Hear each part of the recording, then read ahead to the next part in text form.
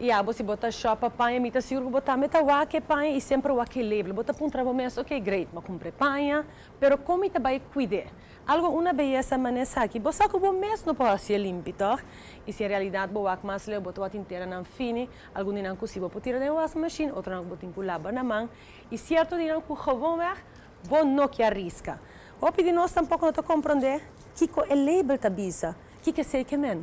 Well, nós mostramos exatamente com nós, isso não custa quando nós inversão up and top, e não somente para season, sino para hope season, que está tricky. É tricky tá de conhecer o label, conhecer o material, e saber que passa no momento que se algo passa com vestir, qual passa de enviar e que não passa.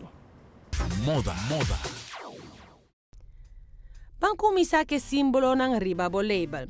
Importante tapa bosa que símbolo aqui que men cubo por lava e prenda aqui na mão.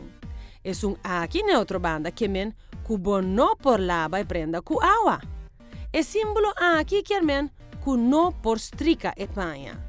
E é círculo com vir contra que men cubo por usa bo dryer.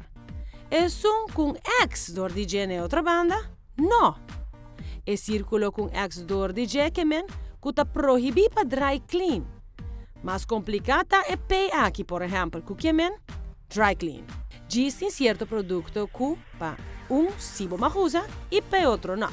Para nanta camina, com experto na de Dry Express ta caia dentro. Não tinha químico necessário para sacar praticamente tur mancha e trata tur prenda.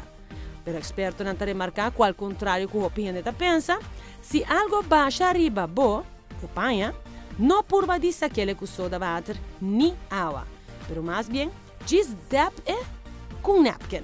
Ibe pasu mayan di viaja na Dry Express Certified Mega Mall. E não lo take care di pavo, con un servicio rápido y de calidad.